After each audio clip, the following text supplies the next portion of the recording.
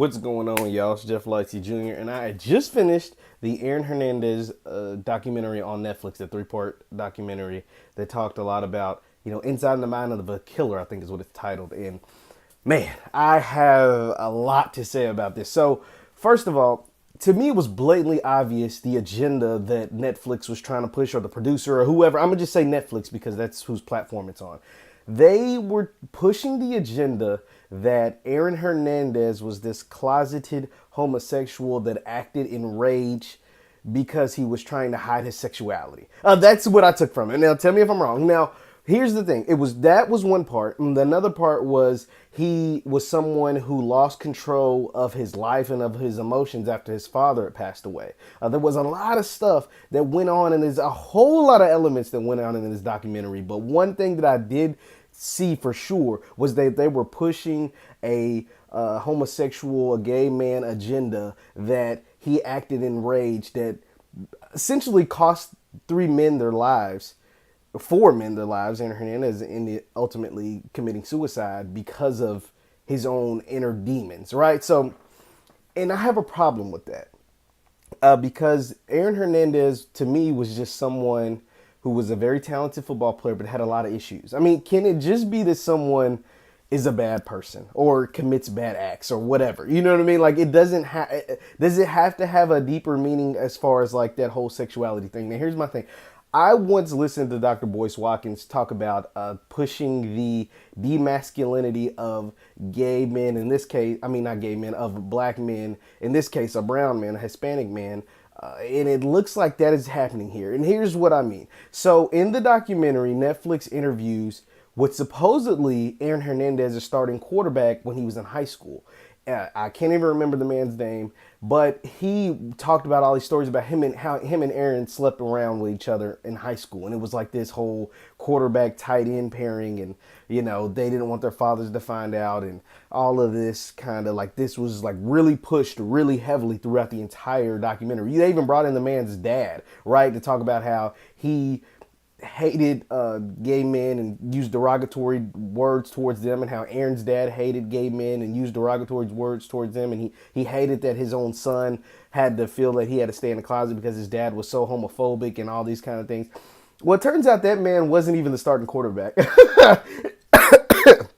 He wasn't even the starting quarterback at Aaron's high school. So that discredits him a lot, right? Like, I'm not saying that he and Aaron didn't have a sexual relationship, because maybe they did. I don't know. I mean, I don't really care. But you get discredited a whole lot when you come on saying this whole quarterback tight end pairing, and we did all these things together and we didn't see it as gay. We just saw it as having fun. Well, when you're not the starting quarterback and you project yourself as you were the starting quarterback, it sounds like you were the backup, then that you kind of go by the wayside a little bit to me. Okay, and then here's the second part.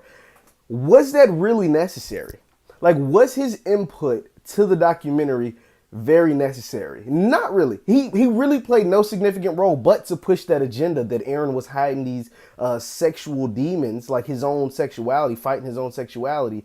And that's what made him act in rage on very little things. And so secondly, so if that wasn't good enough, the Netflix producer said, how can we spice this up some more? So they went in and brought an offensive lineman from the New England Patriots that was a gay man, and he goes on to talk about how like there's gay men in the NFL, and they don't even specify if he and Aaron were on the Patriots at the same time. I'm assuming they were, but I didn't really look it up because I thought this was so pointless. But he comes in and talks about how like there's gay men, his experience of being a gay man in college, and a football player, star football player, and then being in the NFL and being a gay man, and how like he never wanted to out himself. And he even gives a little psychoanalysis, right? About, like, once again, he never specifies his relationship with Aaron. All he says was, all it's shown that he and Aaron both played for the Patriots. Once again, we don't know if they played during the same time period or what. We just know they both played for the New England Patriots. And he went on and talked about how, like,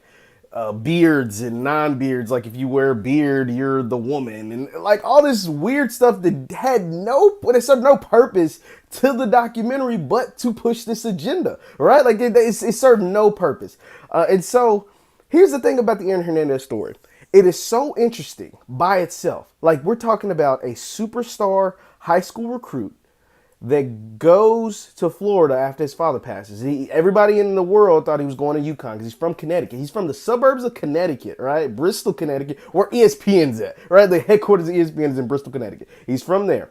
He goes down to Florida, commits, it has a little rough edge around him. Is drafted by the most prestige, well-run organization maybe in the history of football, in the New England Patriots. But because the New England Patriots is in New England, and it happens to be very close to Bristol, Connecticut, he's able to go home and mix it up with cats he probably had no business doing it with, right? Like hanging out with. He's so young, right? He was so young.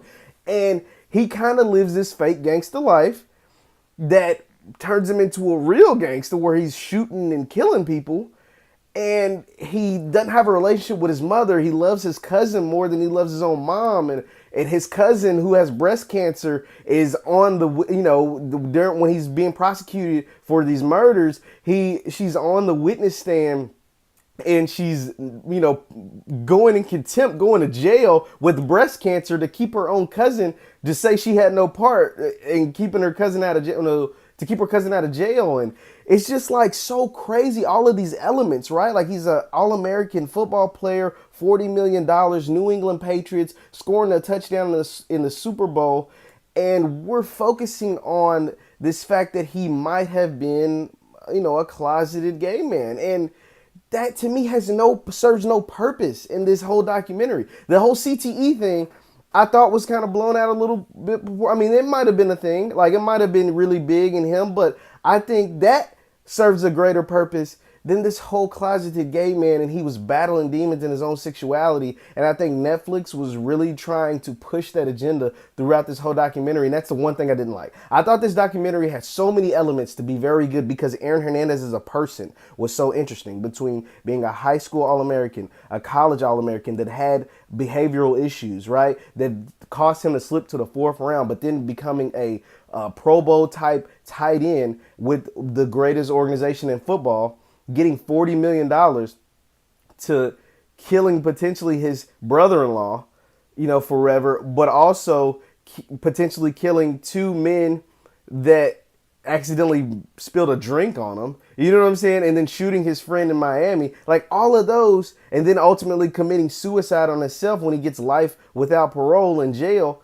And we focus, like, instead of like encapsulating all that and really trying to dive into the mind of, they focused really good. They did a good job on talking about Odin Lloyd and getting his friend to speak powerful messages about how much he misses his buddy and misses Odin and all of these things, and all these different people that had real perspective of Aaron because they were his real friends.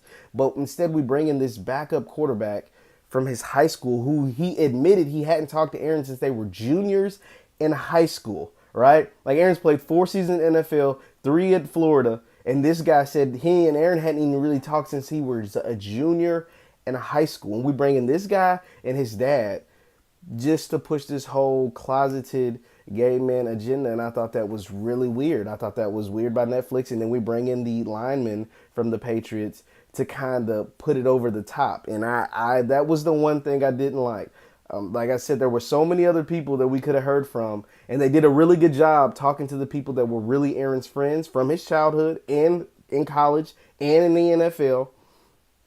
Really did a good job diving into that. But seeing this guy and this whole narrative that they kind of like seasoned the whole entire documentary with was very weird and very strange. I don't know. Am I bugging out? Like, you guys let me know what your thoughts on the Aaron Hernandez trial and the whole Aaron Hernandez, not trial, but documentary was. Once again, my name is Jeff Lightsy Jr. Thanks for watching. This was a longer video because there's so many questions left on like why would Netflix incorporate this into that documentary. Thanks for watching. We're out.